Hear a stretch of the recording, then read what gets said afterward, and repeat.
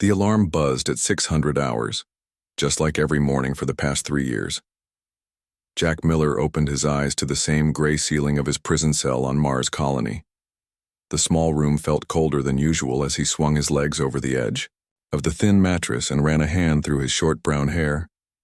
Jack had once been Captain Miller, a decorated Marine with 12 years of service. Now he was just prisoner 24601, 3 years into a 10-year sentence. His crime? Refusing to shoot innocent people. He walked to the small mirror above his sink and stared at the face looking back at him.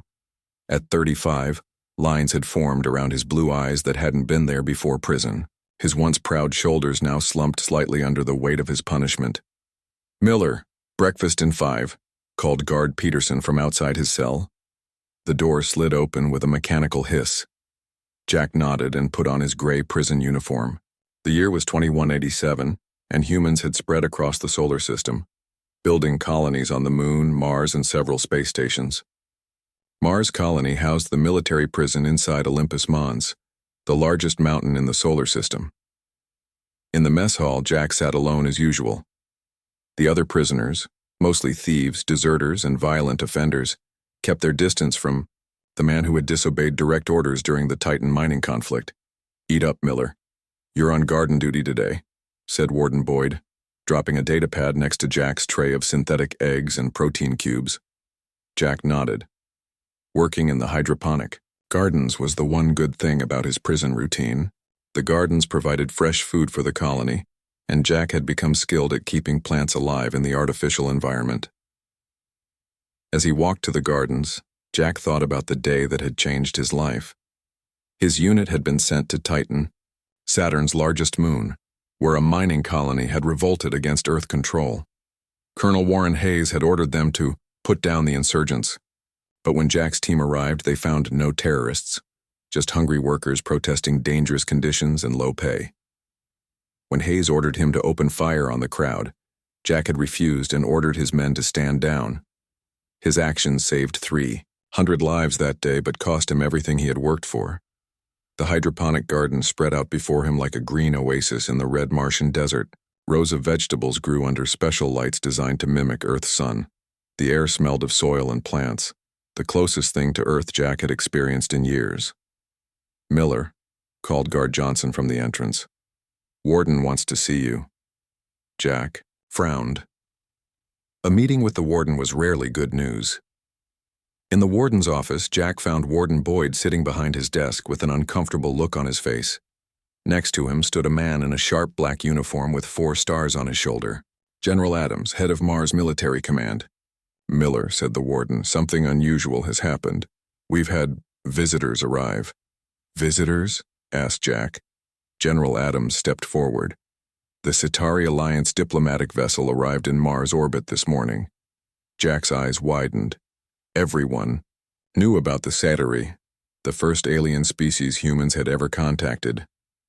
News reports had shown grainy images of blue-skinned humanoids with strange eyes.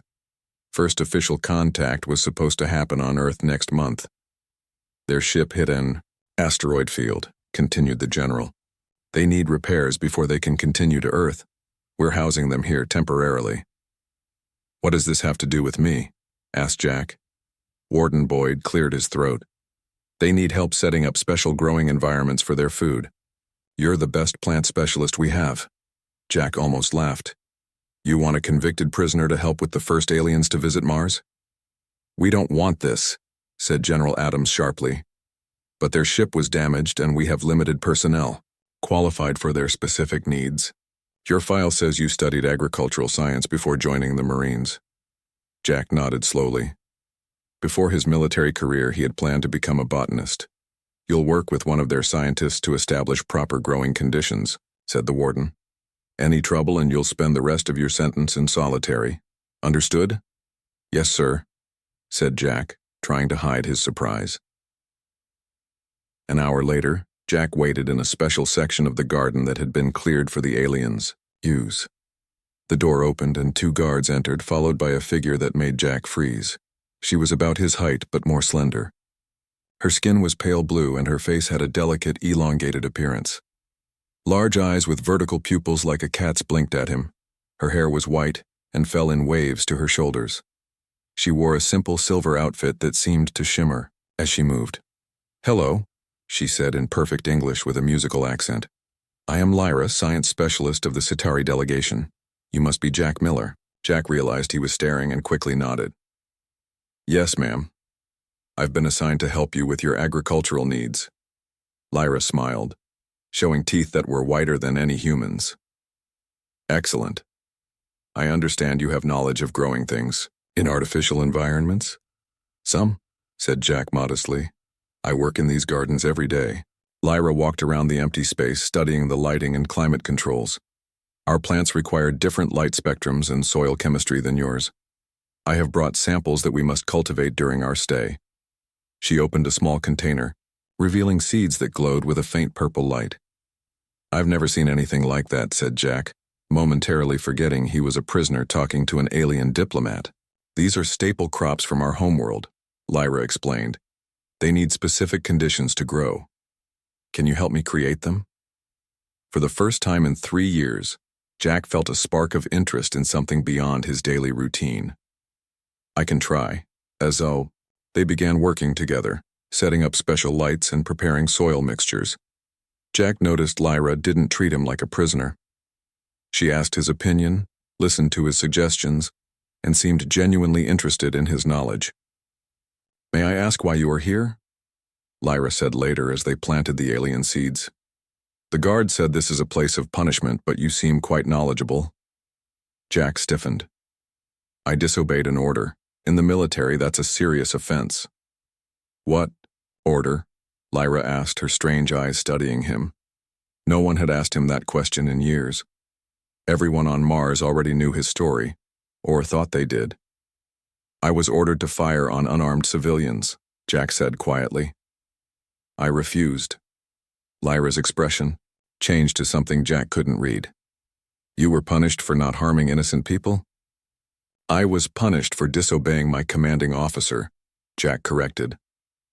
Lyra was silent for a moment, her fingers gently pressing soil around a glowing seed.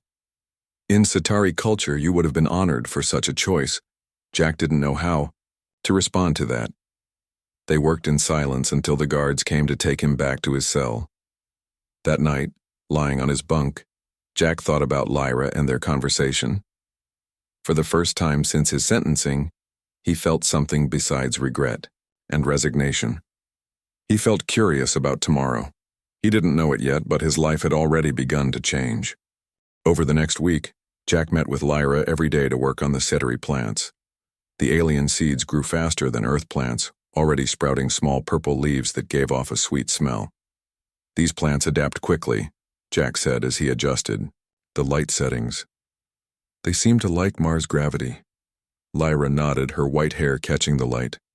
"On our world, Cetaria, gravity is less than Earth's. Mars is closer to what they know." Jack had learned that the Centauri came from a planet orbiting a distant star. Their species had been watching humans for decades before deciding to make contact. "Why choose now to visit us?" Jack asked as they worked side by side. "Your people reached a stage we call system maturity," Lyra explained. "When a species spreads beyond their home planet but before they reach other stars. It's the best time for first contact." Jack thought about that. Humans had colonies on the Moon, Mars, and some of Jupiter's moons, but the stars remained out of reach. "We can travel between stars," Lyra added, watching Jack's reaction. "Technology we might share if your people prove ready." Jack looked up, sharply. "Is that why you're really here? To judge if we're worthy?" Lyra's alien eyes blinked slowly. "We prefer the term evaluate compatibility. Some species aren't ready for certain technologies. And what happens if we fail your test?" Jack asked. "We simply wait and return later," Lyra said gently. "We've waited for some civilizations for thousands of years." As the days passed, Lyra began bringing Jack information about her world on small devices like transparent tablets. He saw images of Cetaria, a world with purple oceans and floating cities among the clouds. In return, Jack told Lyra about Earth. He described forests and mountains, deserts and oceans. He talked about music and art, explaining human emotions through songs and stories. On Cetaria, we value conscience above rules, Lyra told him one day. What you did on Titan, refusing to harm innocents, would be celebrated, not punished. Different worlds, different ways, Jack said with a sad smile. Your prison system confuses me, Lyra admitted. You keep good people locked away with dangerous ones. Jack shrugged. It's about following orders, not being good or bad. The military can't function if soldiers decide which orders to follow. Even orders that harm innocents? Jack had no answer for that. One afternoon, Lyra arrived at the garden looking worried. My people are concerned about my time with you, she said quietly. Why? Jack asked, feeling a strange disappointment at the thought of not seeing her. Some believe I'm learning too much about humans from a single source. Her large eyes studied him. They worry you may not represent typical human values. They're probably right, Jack admitted. I'm not exactly in the majority given where I ended up. Lyra smiled slightly. I told them that's exactly why your perspective matters. The Cetari value those who stand apart when conscience demands it. That evening, as Jack returned to his cell, he found a small package on his bed. Inside was a book, a real paper book with the title, Cetari Philosophy and History. A note inside read simply, For Cultural Exchange, L. Jack stayed up late reading about a world where personal conscience was the highest law, and where war had been absent for 1,000 years. The next morning, alarms blared throughout the prison complex. Emergency protocols activated, announced the automated system. Life support failure detected in sectors 3 through 7. All personnel report to emergency stations. Jack jumped from his bunk. Sector 5 housed the diplomatic quarters where Lyra and the other Cetari stayed. Guards ran past his cell, forgetting to lock it in their panic. Jack slipped out and headed toward the diplomatic section instead of his emergency station. He knew the prison system's better than most guards. 3 years of maintenance work had taught him how everything connected. When he reached Sector 5, red warning lights flashed in the corridor. The air felt thin already. Oxygen levels were dropping. Lyra, he called, pounding on the sealed door to the Cetari quarters. A guard appeared around the corner. Miller, what are you doing here? Get to your station. The Cetari, Jack shouted. Their bodies need more oxygen than ours. They'll die faster if the air keeps thinning. The guard hesitated, then nodded. System says the backup oxygen isn't activating. Main controls are locked down. Jack pointed to a maintenance panel. There's a manual override in there. I can reroute oxygen from the storage tanks. That's against protocol, the guard said, but his eyes darted nervously to the Cetari quarters. So is letting diplomatic visitors die on our watch, Jack countered. After a moment's hesitation, the guard unlocked the panel. Do it. I'll take responsibility. Jack worked quickly, connecting wires and bypassing the automated system. He'd repaired similar panels dozens of times during his prison work assignments. There, he said, as the lights changed from red to yellow. I've rerouted emergency oxygen to this sector. It should stabilize until they fix the main system. The door to the Cetari quarters opened, and Lyra emerged with 2 other blue-skinned aliens. They all looked pale and were breathing heavily. Jack? Lyra said in surprise. What are you doing here? Saving your blue skin, the guard answered for him. Miller here figured out you'd need oxygen faster than the emergency teams could respond. One of the other Cetari, an older male with facial markings, studied Jack with interest. You diverted resources to help us when your own people are also in danger? Jack shrugged. You need it more. Cetari physiology requires higher oxygen levels. The Dio, older Cetari, looked at Lyra. Perhaps your assessment of this human has merit after all. Later, when the emergency was resolved, a computer malfunction had shut down life support systems. Jack was called to the warden's office. He expected punishment for leaving his assigned area during an emergency. Instead, he found Warden Boyd looking uncomfortable again. Next to him stood the older Cetari from the diplomatic quarters. Miller, said the warden, This is Ambassador Torin of the Centauri Alliance. He's asked to speak with you. The ambassador stepped forward. Jack Miller, your actions today saved lives. My delegation has formally requested that you be assigned as our permanent liaison during our stay. Jack stared in surprise. Me? But I'm a prisoner. A fact that interests us greatly, said the ambassador. A society is best judged not by how it treats its most honored members, but by how it treats those who challenge its assumptions. The warden cleared his throat. I've been instructed to grant this request. Starting tomorrow, you'll be temporarily reassigned to the diplomatic section. Your sentence remains, but your duties will change. As Jack left the office, he found Lyra waiting in the hallway. Thank you, she said simply. Jack smiled for what felt like the first time in years. Cultural exchange, right? Lyra's alien eyes seemed to shine. I believe we have much more to learn from each other. Jack nodded, feeling a strange new emotion he couldn't quite name. Hope, maybe. Or something more complex that had no simple word in either of their languages. Jack's new quarters in the diplomatic section were bigger than his prison cell. He had a real bed, a desk, and even a window that looked out over the red Martian landscape.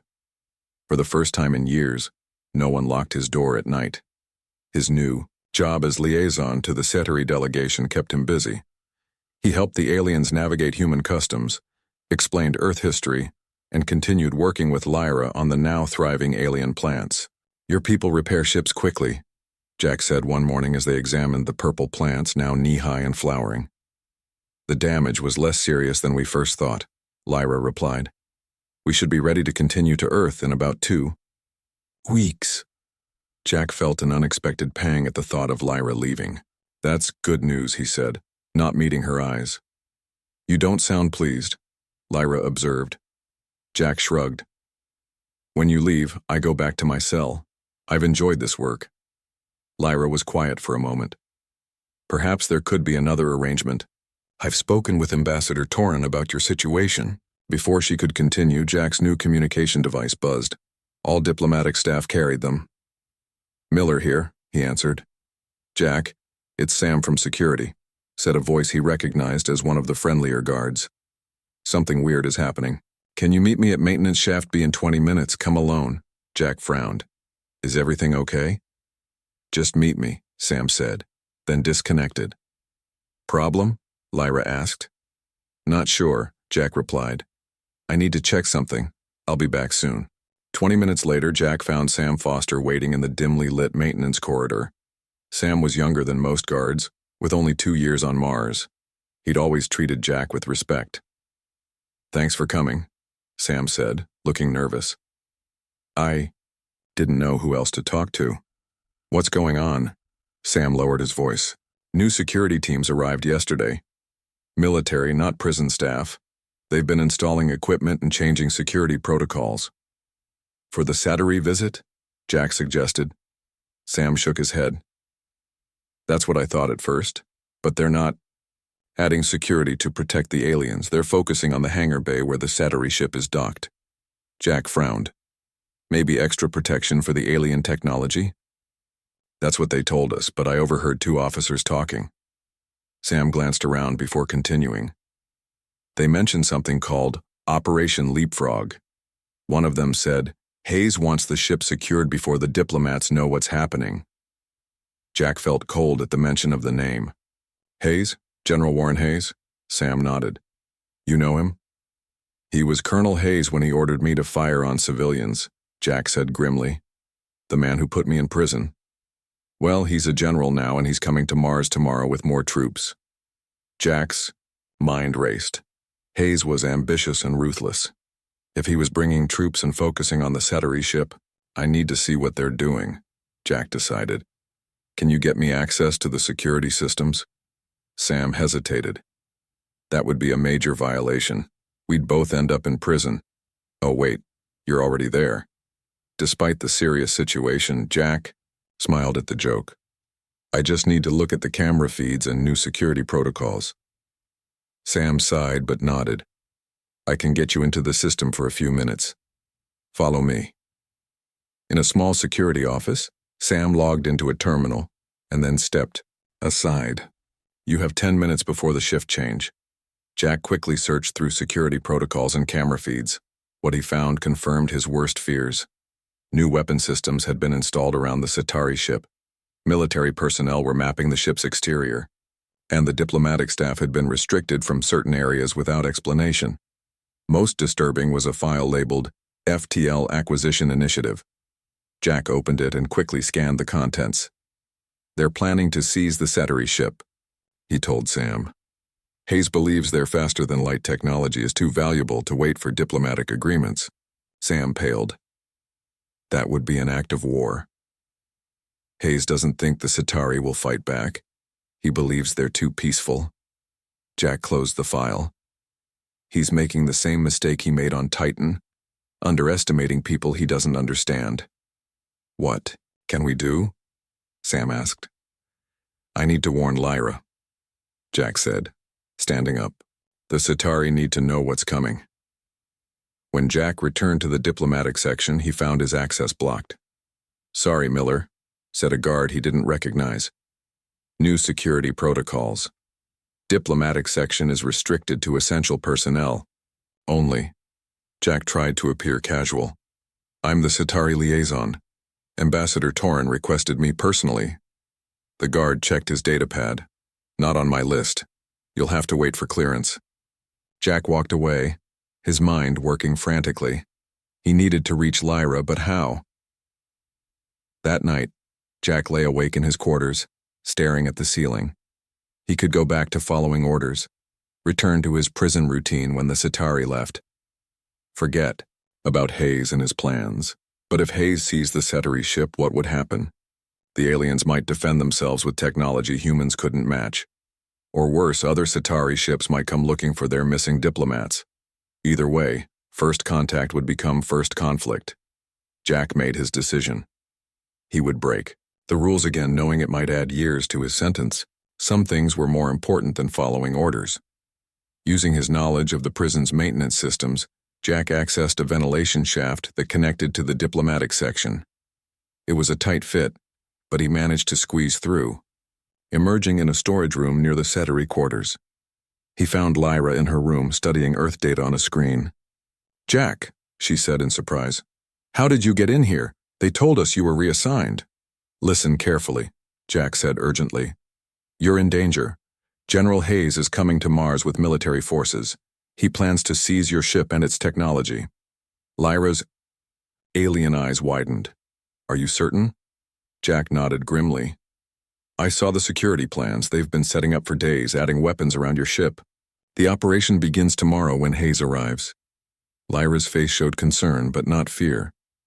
Some of my delegation suspected something like this might happen. Not all humans support peaceful contact.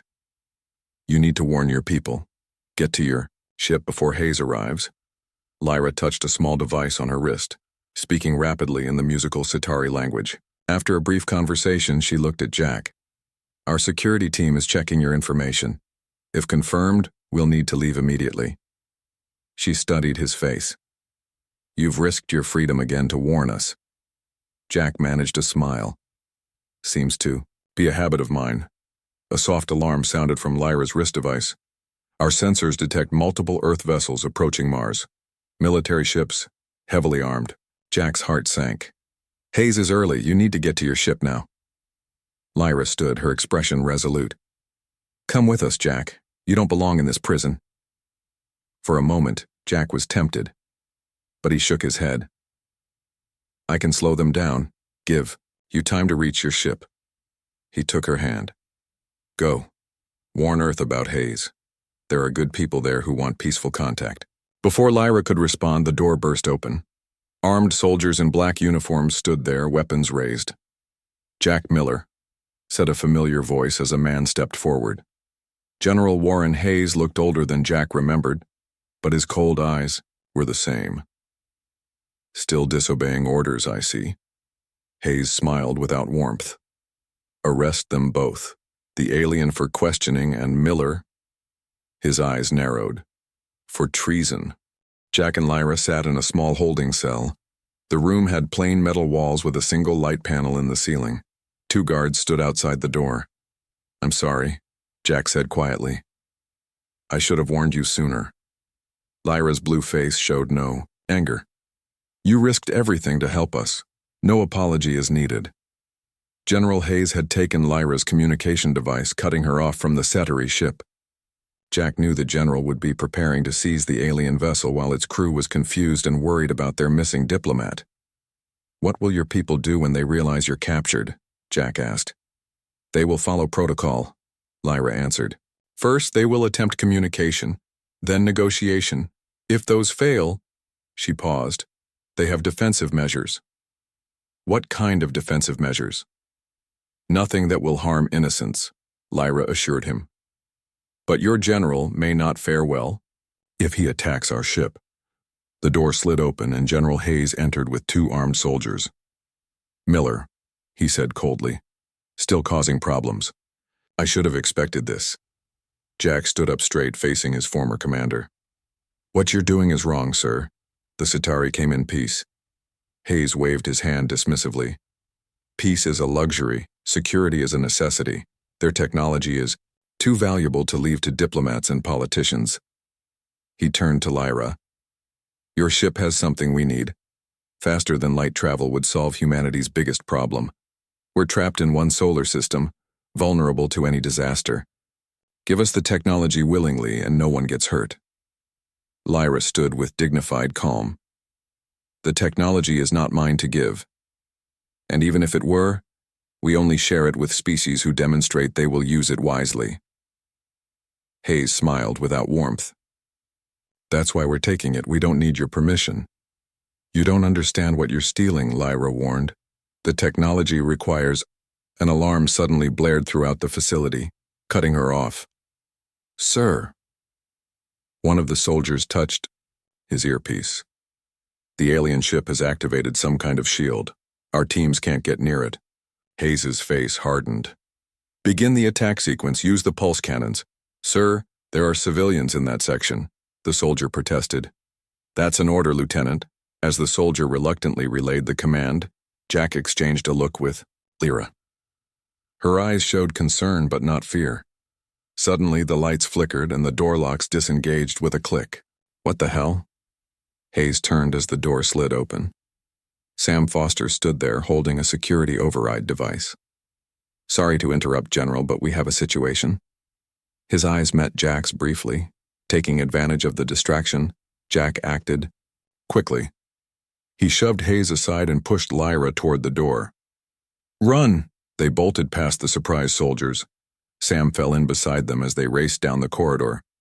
"This way," Sam called, leading them toward a maintenance elevator. The whole place is in chaos. The alien ship did something that knocked out half our systems. They squeezed into the small elevator, Sam quickly entering an override code to bypass security lockdowns. "Where are we going?" Jack asked as they descended. "Lower maintenance tunnels," Sam explained. "They run throughout the whole colony. We can reach the surface near Hangar 3. "The Ceteri ship is in Hangar 1, Lyra said. Sam nodded grimly. "Exactly. Hayes has that area surrounded. But I have another idea." The elevator stopped, and they emerged into a dimly lit tunnel. Sam led them at a quick pace through the maze of corridors, the alarm still blaring distantly above them. "Why are you helping us?" Jack asked as they ran. Sam glanced back. "I joined security to protect people, not to steal from peaceful visitors. What Hayes is doing is wrong." After several minutes of navigating the tunnels, they reached a small maintenance bay with a surface rover, a vehicle designed to travel across the Martian landscape.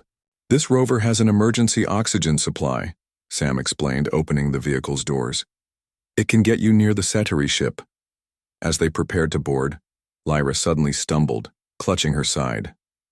"Lyra!" Jack caught her before she fell. "What's wrong?"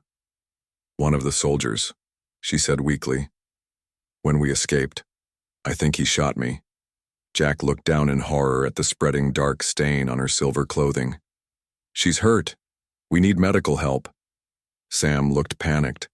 "Human medicine might not work for her." Lyra touched Jack's arm. "Help me sit." They eased her down against the wall. Jack carefully moved her hand to examine the wound. Instead of blood, a glowing blue fluid seeped from a burn on her side. "I don't know how to treat this," Jack said, desperately. To his surprise, Lyra seemed calm. "Watch," she whispered. As they stared at the wound, Jack noticed something extraordinary. The damaged tissue was slowly but visibly changing. The edges of the burn were closing, the glowing fluid retreating back into her body. "You're healing yourself," Jack said in amazement. Lyra nodded. "Sitari physiology includes regenerative capabilities. Not instantaneous, but effective." Sam looked stunned. "That's incredible." "Our medical science is advanced," Lyra explained, as her strength began to return. "We can heal most injuries and have defeated most diseases. This knowledge is among what we might share with humanity." Jack helped her to her feet as the wound continued to close. "That's why Hayes wants your technology so badly. It's not just about space travel." "All these things must be earned," Lyra said firmly. "Given too soon, they can harm a developing species." A distant explosion shook the tunnel, sending dust raining down on them. "We need to go," Sam urged. "They're using weapons on the Sitari ship." They climbed into the rover, Sam taking the controls. The vehicle rumbled to life and moved toward a large airlock. "Once we're outside, stay low," Sam instructed. "The surface has some cover from rock formations. We'll approach from the south side of Hangar 1. As the airlock cycled and the outer doors opened, the red Martian landscape spread before them. The twin moons hung in the dusty sky, and in the distance they could see flashes of light. Hayes' forces attacking the Sitari ship. "What's the plan once we reach your ship?" Jack asked Lyra as Sam drove the rover across the rocky terrain. "If we can get on board, we'll be safe," she replied. "Our shields will protect us. Then we must leave immediately."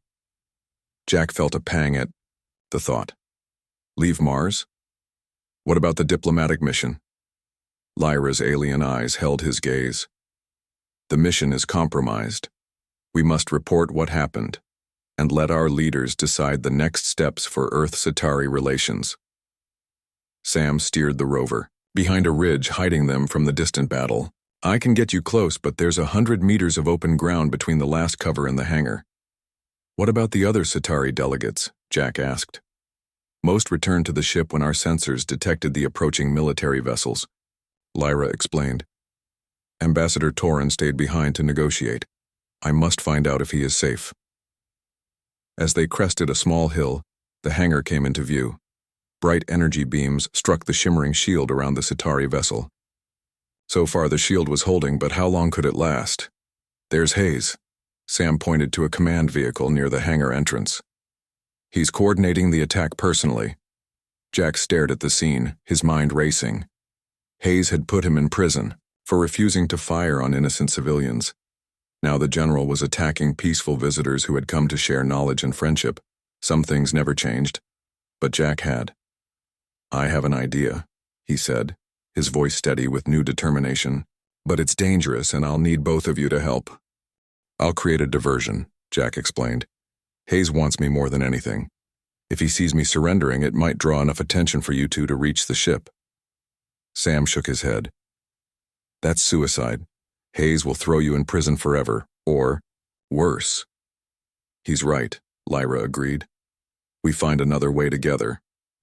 Before they could argue further, alarms began blaring across the colony, a different sound from before, higher pitched and more urgent. Sam's face went pale as he checked the rover's emergency channel. "Solar flare warning, a massive one, headed straight for Mars." Jack's stomach dropped. Mars colony's shields were designed to handle normal solar radiation, but major flares required extra power to the defense grid. If the shields failed during a direct hit, everyone on the surface would die. "Hayes' attack must have damaged the colony's power systems," Sam said. "Shield capacity is at 40% and dropping, not enough to protect us." As they watched, the attack on the Sitari ship suddenly stopped. Soldiers began running for shelter. "They're evacuating," Jack said. "Everyone's heading for the deep bunkers." Lyra touched Jack's arm. "Our ship can withstand the flare. We must reach it." They drove the rover straight toward the hangar, no longer worried about being seen. As they approached, they spotted General Hayes standing near his command vehicle, shouting orders to his remaining troops. Jack made his decision. He stopped the rover and stepped out. "Hayes," he called. The general turned, his face showing surprise and then anger. "Miller, the shields are failing," Jack said, walking forward with his hands raised. "You need to get your people to safety." Hayes sneered. "Another trick? The alien ship can protect us. We're taking it now." "You don't understand the technology," Jack argued. "You can't just steal it and expect." A brilliant light filled the sky. The solar flare had arrived earlier than predicted. "Radiation levels rising," Sam shouted from the rover's instruments. "Shields are collapsing." Hayes looked up at the brightening sky, then at his soldiers who were breaking ranks to run for shelter. For the first time, Jack saw fear in the general's eyes. Lyra stepped forward. "Our ship can protect everyone, but you must stop your attack." "Let me contact them." After a moment of hesitation, Hayes nodded. Lyra quickly used Sam's communicator to send a message in the Centauri language. Seconds later, the shield around the alien ship expanded, growing larger until it covered the entire hangar area. The light from the flare intensified, but within the shield, they remained safe. Outside, they could see the Martian surface glowing, with deadly radiation. "The shield will hold," Lyra assured them. "But your colony's main shields must be repaired or many will die." Hayes looked at her, then at Jack. Something changed in his expression. A grudging respect. "What do you need?" he asked. "Access to the colony's main power grid," Jack said, "and your best engineers." What followed was a race against time.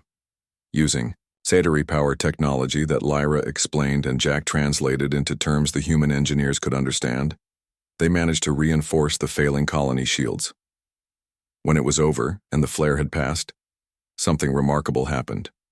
Hayes approached Jack. "You saved a lot of lives today, Miller," he said stiffly, "including mine."